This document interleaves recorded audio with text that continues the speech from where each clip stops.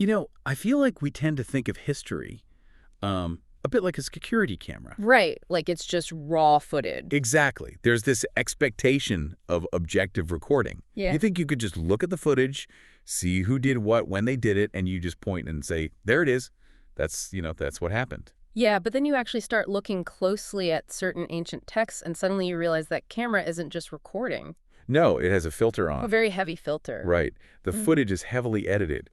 And we are often looking at a historical landscape that operates more like a highly produced public relations campaign. Oh, absolutely. It's spin. Total spin.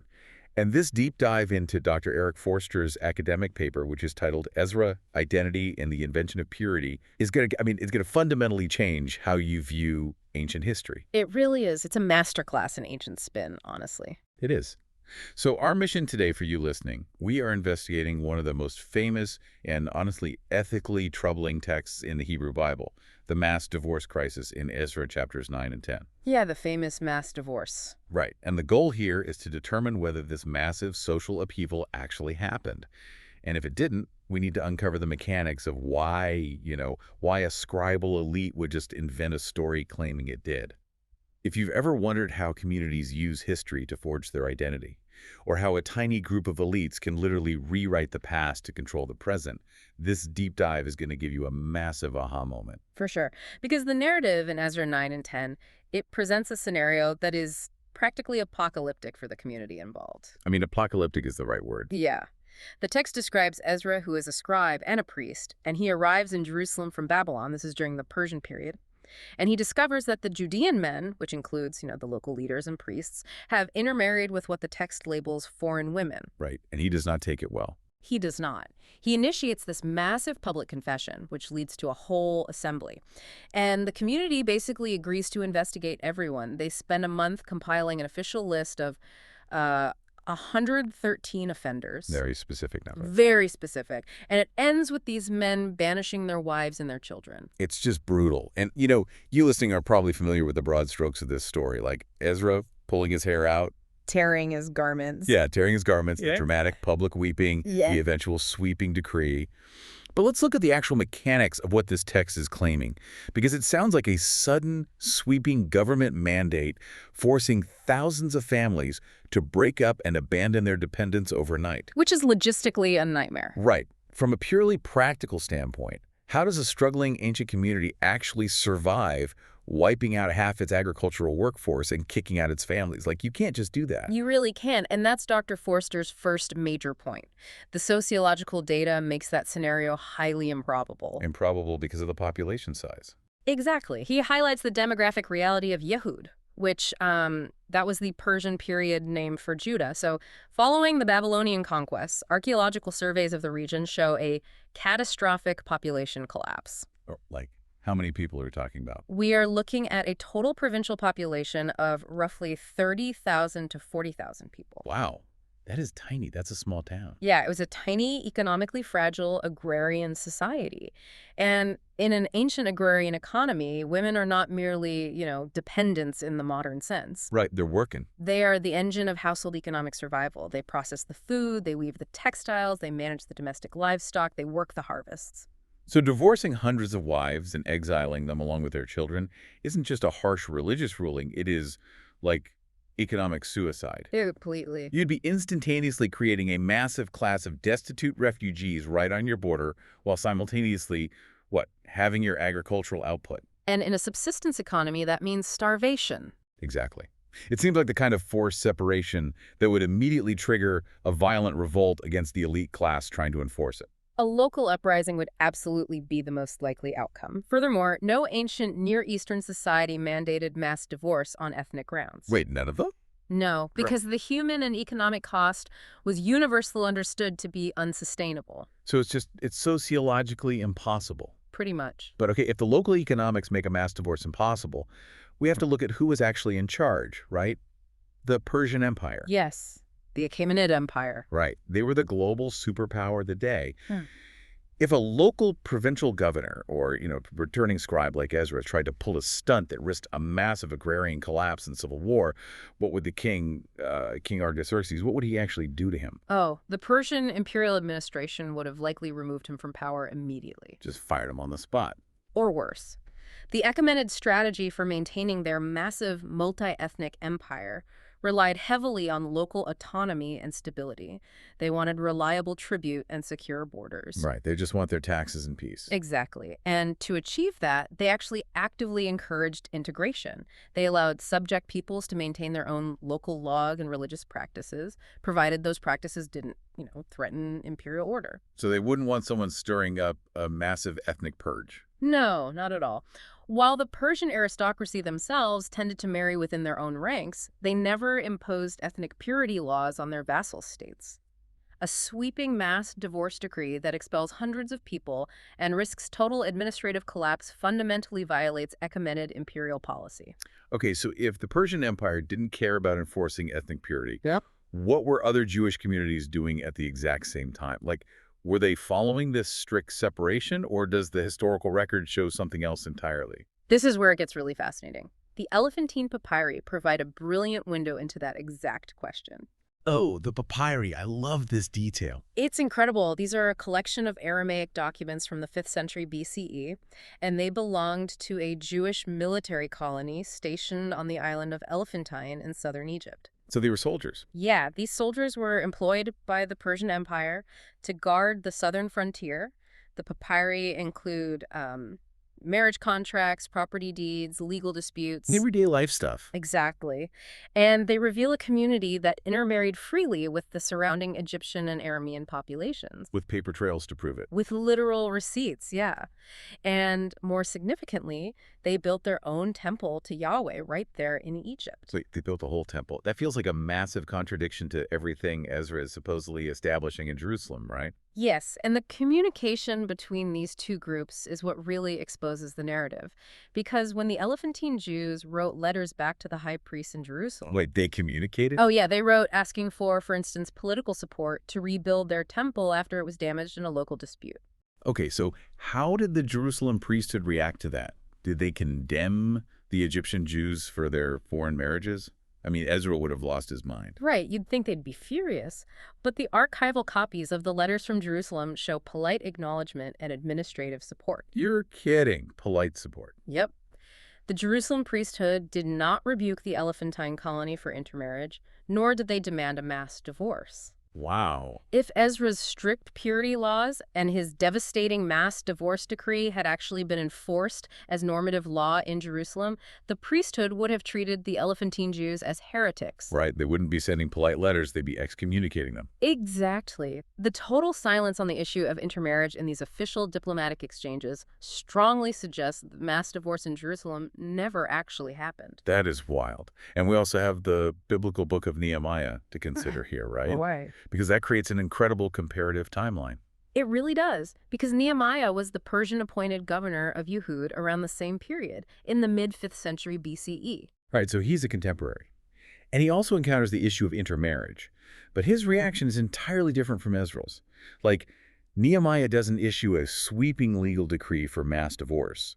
He just gets furious, shames the specific men involved, curses them, physically strikes them, and literally pulls their hair out. He pulls their hair, yeah. It's a very visceral reaction. It really is. It's like two different historical reality shows claiming to film the exact same house. Right. One show features a highly coordinated, bureaucratic legal purge, and the other features a frustrated governor resorting to physical altercations because he lacks the institutional framework to actually ban the marriages. That's a perfect analogy. The discrepancy between the two texts is a foundational piece of evidence for critical scholars. Because if Ezra had already fixed the problem... Exactly. If Ezra had already established a definitive legal precedent and successfully purged the community of foreign wives, Nehemiah would not be dealing with the exact same issue as an unresolved crisis just a short time later. Right, he wouldn't need to be pulling anyone's hair if the law was already settled and the wives were gone. Exactly. The persistent, messy reality of Nehemiah's governance suggests that Ezra's sweeping, perfectly executed decree is a literary exaggeration. It reads more like a theological treatise or a retroactive legal injunction rather than a historical report. What about the list of names, though? Ezra 10 has that list of 113 offenders. That sounds so official. It does, but even that highly specific list functions as a literary device. It's meant to create a veneer of bureaucratic authenticity. It's the ultimate, trust me, I have the receipts move, even if the receipts are fake. Precisely. Okay, so if the surrounding evidence, the demographics, the Persian policy, the Elephantine letters, and Nehemiah's own physical struggles, if all of this proves this mass divorce wasn't a historical reality, we have to ask about the motive. Why sit down and invent a highly stylized account complete with exactly 113 made-up names? Well, the motive. And more importantly, sorry to interrupt, but how do you get the local population to accept a text that actively turns them into villains? Right? It's a huge shift. And the motive comes down to the mechanics of power and identity formation within a traumatized community. The trauma of the exile. Exactly. We have to look at the tension within Yehud. The traditional narrative emphasizes a total exile of the population to Babylon and then a subsequent pure return. Like an empty land just waiting for them. Right. But the historical reality, however, is that the Babylonian deportations in 587 BCE primarily targeted the societal elite. Oh, wait, really? They didn't take everyone? No, not at all. They took the royal court, the priesthood, the military leadership, and skilled artisans. The vast majority of the rural agrarian population never left. Wow. Okay. They remained in Judah, working the land and continuing to worship Yahweh. Dr. Forster's paper refers to this group by the biblical term, the people of the land. So decades later, the descendants of that exiled elite group return from Babylon. And they bring back new scribal traditions and a new, highly refined sense of identity that was forged in the trauma of their displacement. Yes, they view themselves as the true heirs of the Davidic monarchy and the pre-exilic temple. But they arrive to find the land is already occupied by the people of the land, who never left and who have naturally been intermarrying with neighboring groups for generations, because that's just what people do. Exactly. So the returning elite needed a mechanism to distinguish themselves from the local majority and consolidate their authority. Because otherwise, they're just a tiny minority with no power. Right. Now, earlier Israelite religion was primarily territorial and cultic. If you lived in the territory and you participated in the worship of Yahweh, you were generally considered part of the community. Okay, so it was inclusive. It was about location and practice. Yes. It allowed for conversion and assimilation. But Ezra 9 and 10 introduces a radical theological shift to dismantle that inclusive system. How so? The text introduces the concept of Zerah Kodesh, which translates to holy seed. This shifted the basis of communal identity from shared territory and religious practice to exclusive biological genealogy. Oh, wow. So they basically used the trauma of the exile to change the rules of the club. They absolutely did. By shifting the focus entirely to genealogy, this holy seed, they made themselves the permanent VIPs and locked everyone else out. If you didn't have the specific Babylonian return-thee bloodline, you were retroactively categorized as a foreign wife or an impure outsider, regardless of whether you actually worship Yahweh. Exactly. It's a foundational myth created by a scribal elite. By portraying Ezra as a new, Moses-like lawgiver, these scribes were elevating their own authority. They weren't recording history, they were writing a theological treatise disguised as history. But how did they enforce this? I mean, if the returnees were a tiny minority, you'd think the local majority would just laugh this new rule out of town. Like, who are you guys? We've lived here the whole time. Right, but the enforcement mechanism relies on the control of literacy and sacred institutions. In the ancient Near East, authority flowed from the temple and the texts, and the returnees controlled the scribal schools and the priesthood. They held the pen. They held the pen. They had the ability to write, edit, and promulgate the authoritative scrolls. So they embedded their new genealogical purity standard into a narrative of divine mandate. The local majority didn't have the literacy or the institutional leverage to counter a text that was presented as the ancient, unyielding will of God. They weaponized the archive. Yes, weaponize the archive. By controlling the text, they could construct a hard boundary that targeted a very specific group. And this new exclusive VIP list wasn't just about keeping abstract, unnamed foreigners outright. It had a very specific, real-world target living right next door. Dr. Forster's paper highlights that the ultimate target of this narrative was the Samaritans.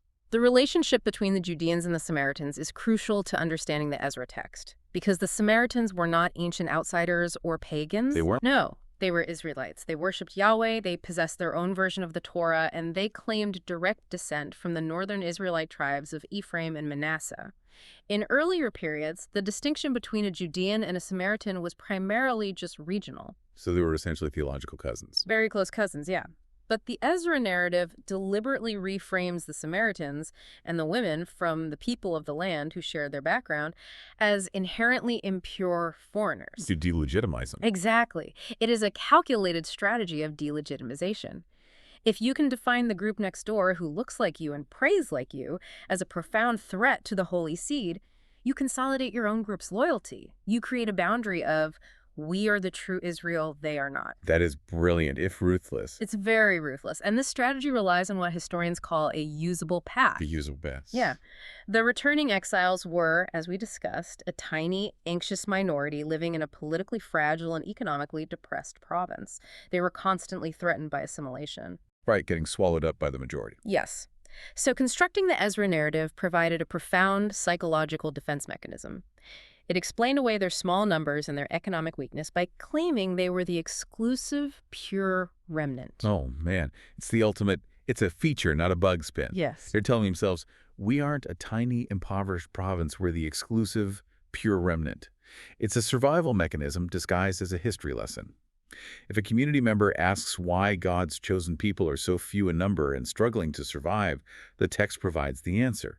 It argues that they aren't small because they are weak. They are small because they are pure, and the rest of the population is excluded because they are ritually impure. It transforms their vulnerability into a badge of supreme theological elite status. That is so fascinating. And the narrative provides a mythic precedent for endogamy, which is the practice of marrying strictly within the local community.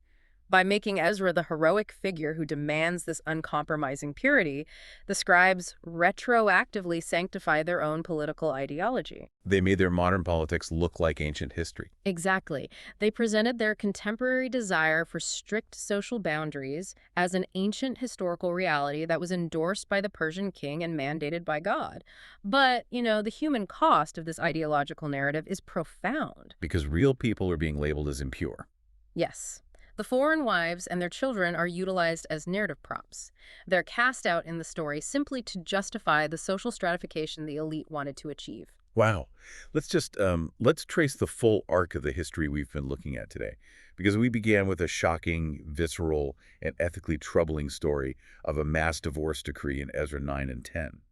But by analyzing the demographic constraints of an agrarian economy, the geopolitical realities of the Achaemenid Empire, the diplomatic letters from Elephantine, and the conflicting accounts in Nehemiah, the text just completely deconstructs itself. It really falls apart as history. It does. It operates not as a factual historical report, but as a piece of ideological fiction.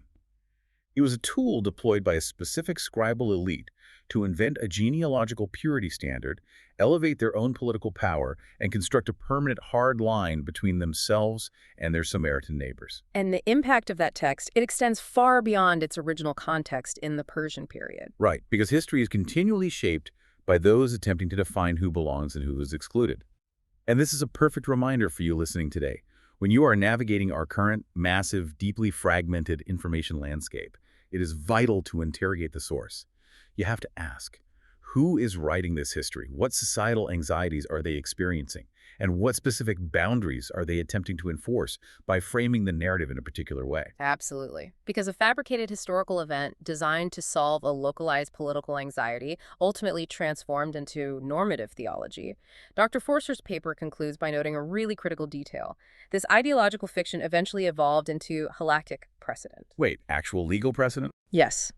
The narrative of Ezra's mass divorce formed the legal bedrock for actual, binding Jewish laws regarding intermarriage that persisted for centuries. Oh, wow. It shaped rabbinic literature and entrenched the division between Jews and Samaritans for millennia.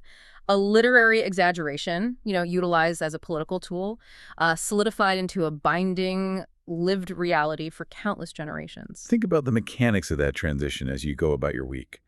A small, anxious group of elites, struggling to maintain their identity in a tiny province, writes a highly stylized text to justify their exclusivity. That text hardens into sacred history, and that history hardens into unbreakable law. How many of the rigid, strict societal or religious frameworks we live with today might have originated thousands of years ago, not as objective reality, but simply as one anxious community's highly successful, exaggerated public relations campaign? Just something to mull over.